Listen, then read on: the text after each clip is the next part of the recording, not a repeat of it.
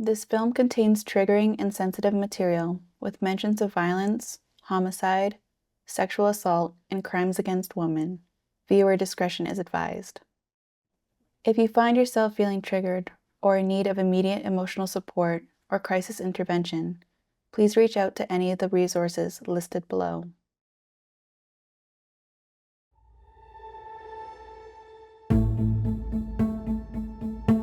In this next part of the youth's journey, they dive into the pressing issue of missing and murdered Indigenous women and girls, particularly through the lens of the healthcare system.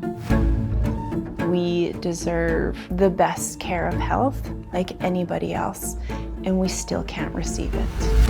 I'm scared about going into hospitals because that's where Indigenous people go to die. Our youth embark on a journey to explore the tragic history and numerous challenges faced by Indigenous women within the healthcare system. I don't think anything has changed, unfortunately. This is a systemic issue. Missing and murdered Indigenous women started somewhere. Engaging in conversations with elders, survivors, and professionals, they seek answers that will illuminate these issues and inspire resilience. Daughters, they would have been still here if they took proper care of them. There needs to be more awareness, more action to hold these hospitals accountable for the things that they're still doing. By understanding these experiences, they aim to empower the younger generations to navigate the healthcare system with the same strength and courage shown by their ancestors.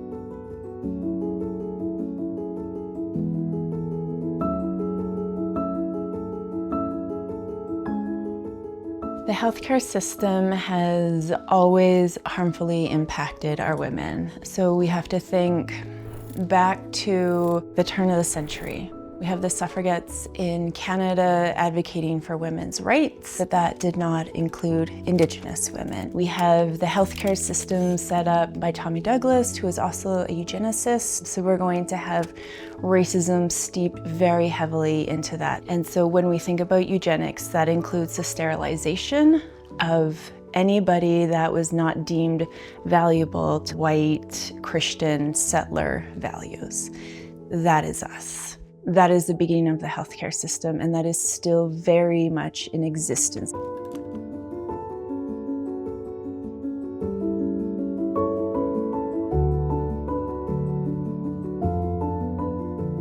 Forced sterilization was an act that was passed in 1948 in Alberta, and it didn't stop until 1970.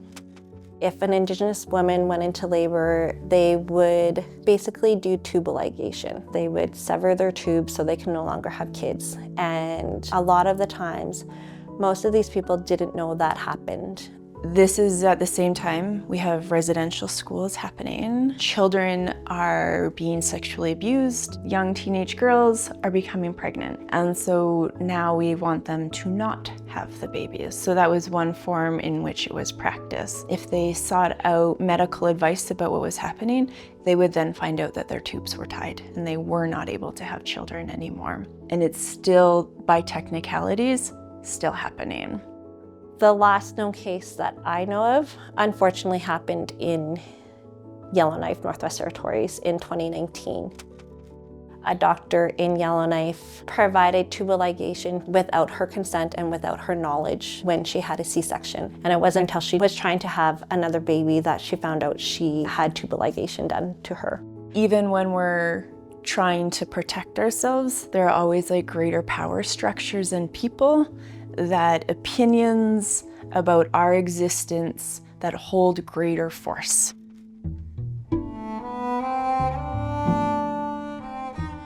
So much of this links back to residential schools. While this system is set up, we have tuberculosis running rampant. And that was what was happening in residential schools. So we had the epidemic of TB running through it to the point that they started our own hospitals called Indian hospitals.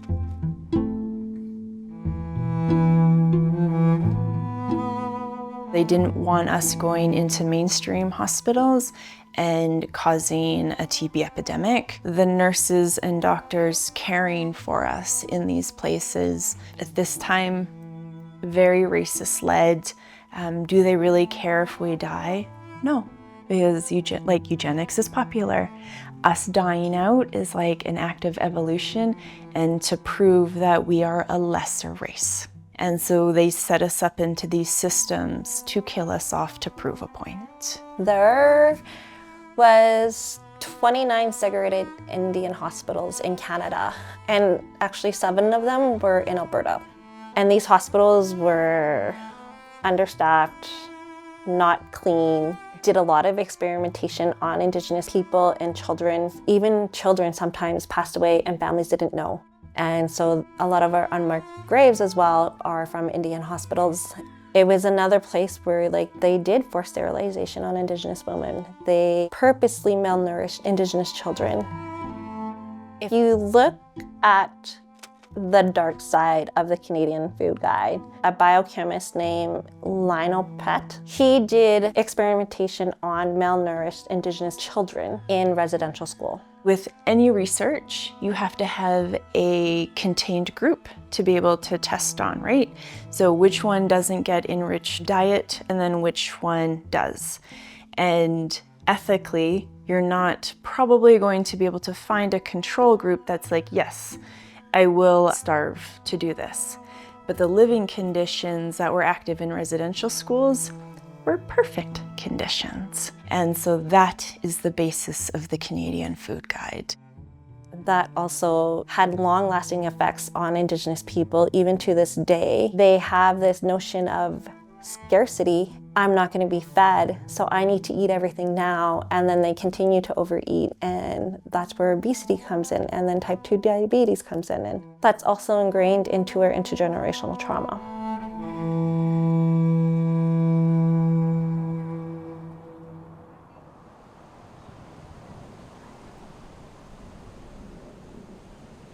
So long ago, Creator created the sun and the moon and the stars, the trees, the animals, the water, everything on Mother Earth Creator created. And Creator said, I will give all of you gifts. And the first gift I will give you is the gift of spirit. And that spirit were given to all things on Mother Earth. Human beings are the only species on Earth that will forget who they are from time to time. And so when we smudge, we pick medicines because this little plant never forgets who she is. So when we light her, her spirit will rise to meet us. My spirit becomes one with her spirit. And now I remember who I am.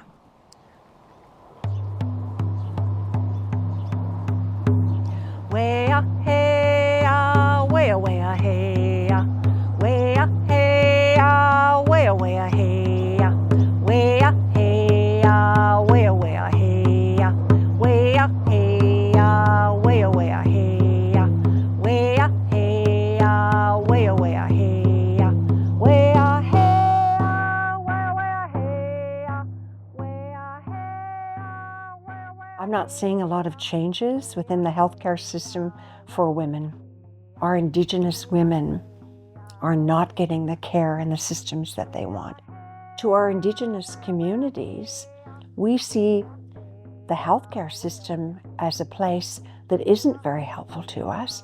And if we go to the hospital, we're going to die. There is this negative response about Indigenous people, that we're not as good as other people. We're lazy, we're dirty. So we grow up as Indigenous women knowing that we may be persecuted or blamed for what is happening to us. We wait too long when we're ill because we're afraid of what people will say to us, how they will persecute us, what they will blame us for.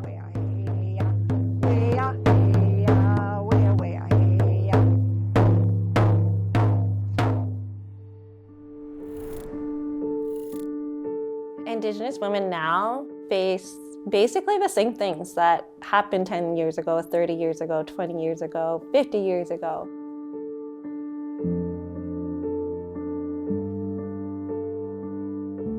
We are misdiagnosed, we are misunderstood, and we die at higher rates. Anything that we come to services for is often deemed as not telling the truth. And so you leave unhelped, you leave feeling powerless, and then even trying to file like a formal complaint, we are met with resistance too, because on paper they still don't want to say our systems are failing you. They want to say you aren't participating properly in the systems. You didn't seek help in the right way. And so what happens? We get really sick, we die, we have poor living quality, and these are things that should be taken care of and would be taken care of if we belonged to any other group. It would be taken far more seriously than what it is. Indigenous women are questioned by the medical system to make sure that they can care for a child. They don't do that to non-Indigenous women. I see women who don't want to go to the hospital to tell people that they're going to have a baby because they're afraid their baby's going to be taken from them. Birth alerts are when doctors or charge nurses in a hospital on the labor and delivery unit call child and family to have a newborn baby apprehended from the birthing parent. It's often done by nurses who have deemed the couples unfit to parent. They could be active in their addictions, they could have no family supports around it, and they can just be Indigenous. To get rid of birth alerts, the last province was Quebec, and that happened in April of 2023. And I had my daughter in December of 2021, and I had a birth alert put on me here in Calgary.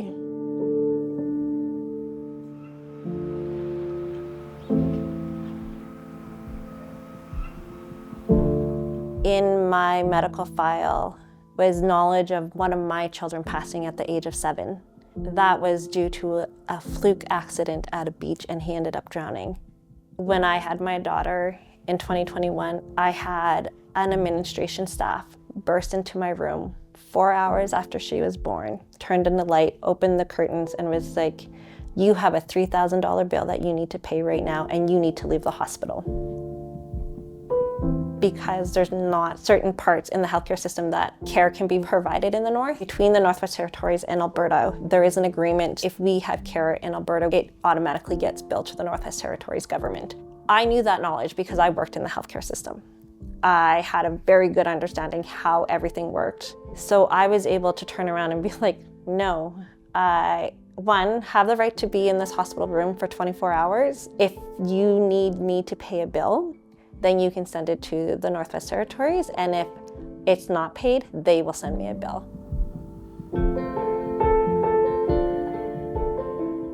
Learning that they were trying to put a birth alert on me was a level of disgust that I never thought I would have to experience in 2021. It took a lot for me to even muster up the courage to even speak for myself. But I was very unfortunate to have my education background and understand my rights and understand my voice. The first trauma that so many of our families have to cope with is separation from their parents. That is obviously a number one thing that happened in residential schools, and then it happened in the 60s group, and now it continues to happen in newborn apprehension. It's really scary to have to think this could happen here just because I'm like visibly Indigenous. Our community members, our women, our Two Spirits are the highest targeted community members to go missing and murdered. And so if you can't seek the support that you're finding through medical systems, there's a street system that will absolutely support you for numbing whatever it is that is harming you. And so now We have this epidemic of opioid addiction. Families can be separated, you can lose your children, and all of that impacts your mental state, the way that you feel about yourself. I've met so many moms who have now found themselves houseless or living in shelter systems. You're living on the street. Your immediate family, close friends, no longer know where you are. And if you go missing for a month, there's a greater chance that we're not going to find you. Nobody knows where you are. It just sort of continues, and so we're viewed as vulnerable instead of as targeted by like institutional racism on so many levels, including the medical care system.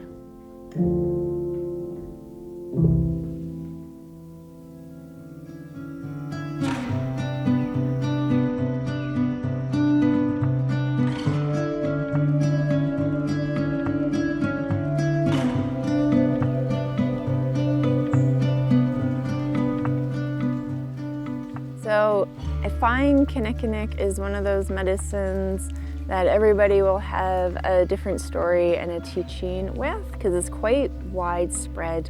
It's a medicine often found in teas. It's one of like the 7 tobaccos put in your pipes in ceremonies. So it can be dried and smoked, added with different tobaccos and medicines as well.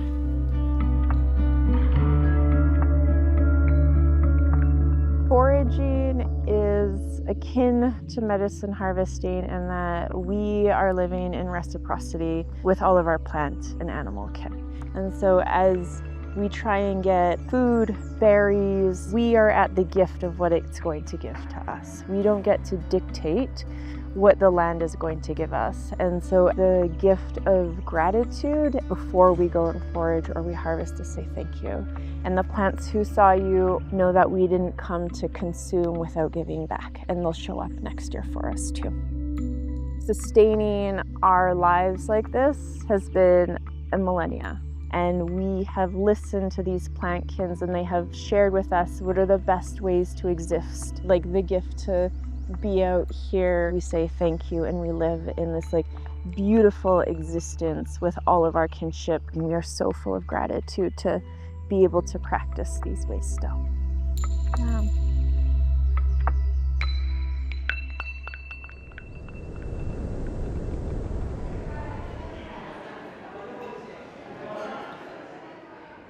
The healthcare system here in Alberta, for myself, what I've been through, it has a huge impact on myself and my family, my children and my grandchildren. I lost 2 girls in a year. 2015 and 2016, exactly a year apart.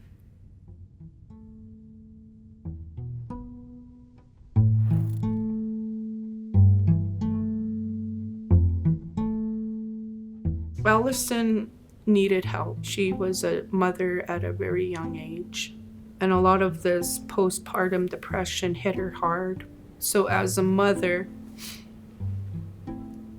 I would do anything I could for her. We even got her into one of the hospitals here in Calgary to get her assessed, and it wasn't enough. My daughter disappeared from the hospital with a guard in front of her door. She walked out and we never seen her again. When Allison passed away, I lost it all. And I remember Joey, she had really taken it hard losing her baby sister because they were so close. They did everything together. She got a call. She said, "Oh, I'll be back." Saturday went by. I started worrying, and I could feel something. I could feel that connection with my daughter. I never felt that fear. So I called the city police. 4 months have passed since the body of Joey English was discovered in Calgary. Now her family walks in silence as a hearse with the 25-year-old's body follows, so she can finally be laid to rest. Joey's body was found dismembered in June. Joshua Weiss is charged with interfering with English's remains, accused of disposing her body in multiple locations around Calgary. However, both Calgary police and the Crown say he is not suspected of causing her death.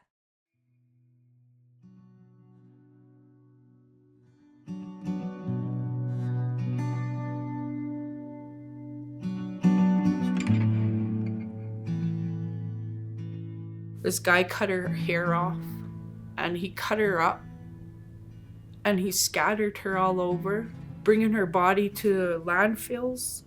And I had to wait all those months to bring just her torso and her head home. The investigators said that they dug for 14 some days, which was bullshit, because I was parked at that landfill every day, asking Creator to bring her home. She's still in the landfill today.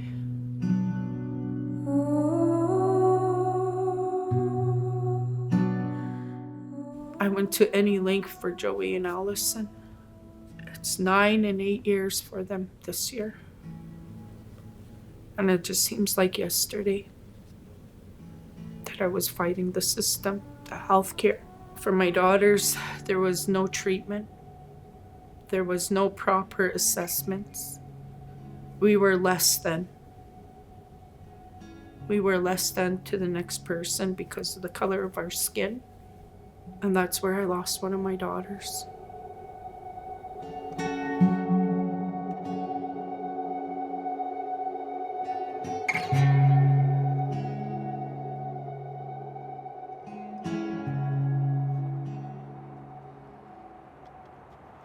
This is where they pulled her out. I remember when we were looking for her limbs. I remember we walked as far as we could back there. We started scoping the whole land.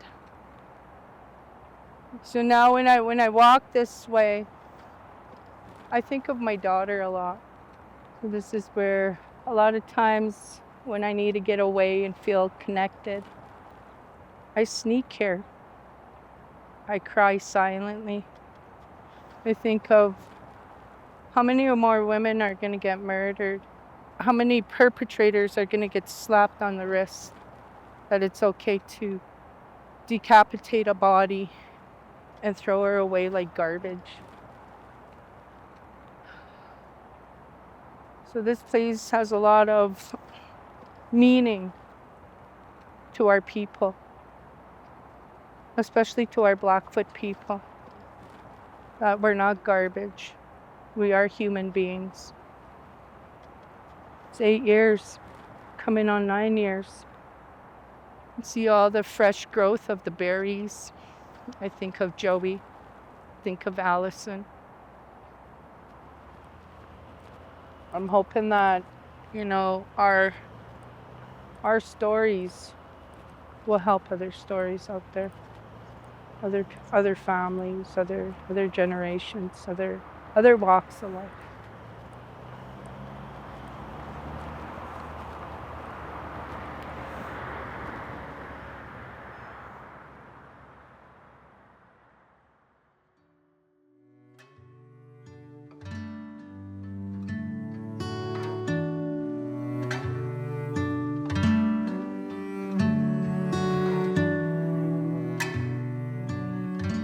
I got to learn about things that I never would have thought could be happening.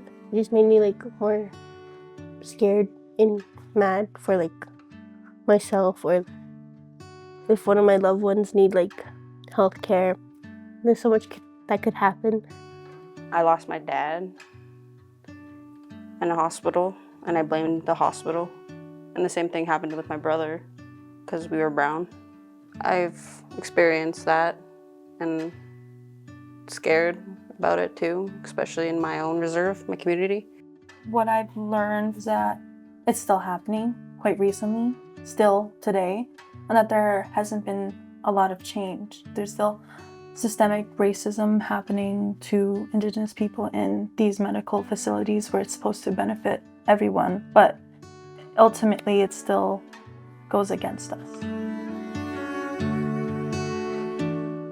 I hope that in the future, the hospitals get educated with the things that are going on now, not just look at the background of someone's life and let that define them. Yeah. There needs to be more awareness, more action to hold these hospitals accountable for like the things that they're still doing. Bring more awareness to like all this stuff that we didn't even know about.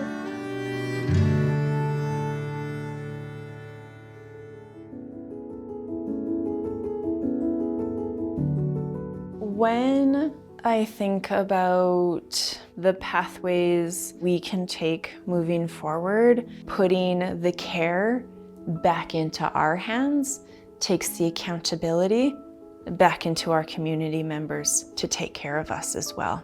We can run clinics, we can run our own hospitals, we can run our own detox centers, we can run our own birthing centers, and we have the knowledge of how to take care of our community with all of our skill sets, including traditional knowledge, plant knowledge, ceremony knowledge, which is deemed just as valuable as clinical knowledge. We are more than capable of taking care of our own kin.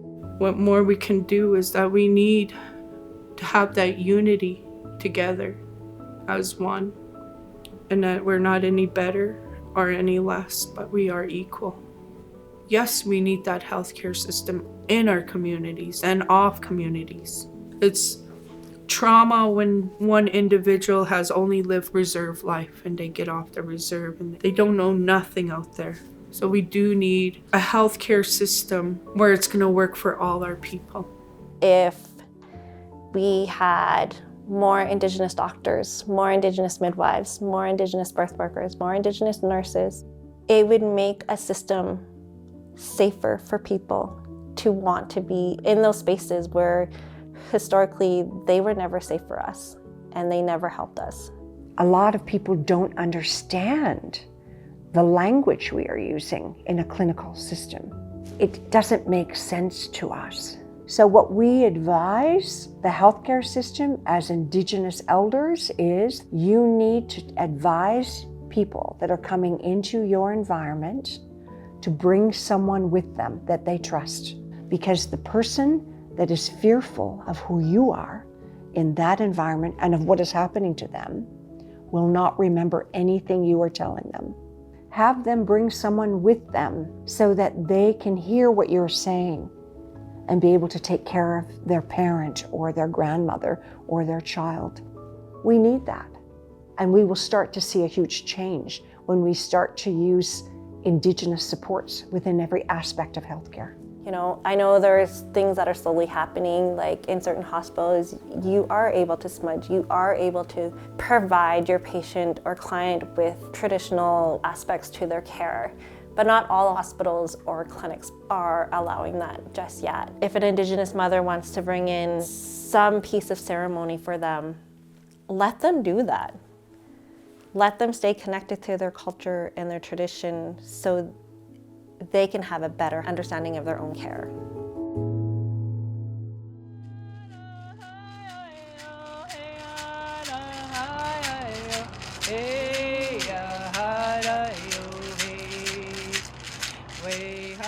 You know, I suffer with a lot of internal damage from the loss that I have had for both my girls as a mother. But with the stories and the encouragement from our elders and our leaders, we can push through this. For myself, I still don't have justice. I still don't understand why I don't have a story for one of my daughters. I don't have that story to share to her children. But I pray that every day that I get those good time memories so I can give it back to her children. Never lose your voice. And when you don't lose your voice, you won't lose your way. And when you don't lose your way, you're going to stand with your grandchildren and great-grandchildren one day, but you're going to be the strength for those young women that don't feel that anyone cares. Our women are integral to this world. Maybe you're going to be the generation that says, we're taking our place. We are here to teach the little ones in our life. The women can take back their teachings again. That's how we'll change the world, when we take that back. I think Indigenous people need to understand that we are just as powerful and we can change the system. And we will change the system. It's using our voices and being strong and building a strong nation together to change a system that doesn't work for us. We can do that together. It's in a completely different relationship. The relationship that we've had with this land has held us since we existed. It has caught us and our birth and our babies and our blood and our death from the very beginning. And hospitals and institutions of health are still this physical barrier in between us and the land, who has always provided everything we could ever need to us. And I would like to remove that barrier.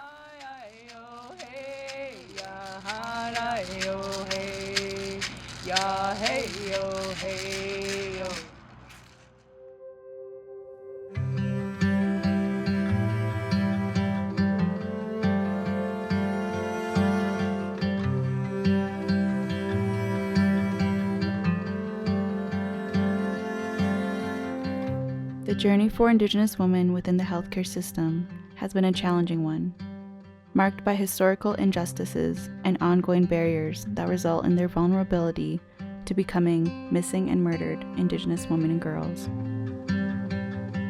Understanding this history helps to highlight the systemic changes needed to create a more equitable healthcare environment.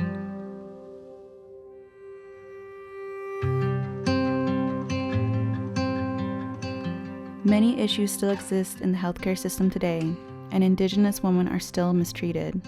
But there are people who are fighting to change policies within our healthcare system.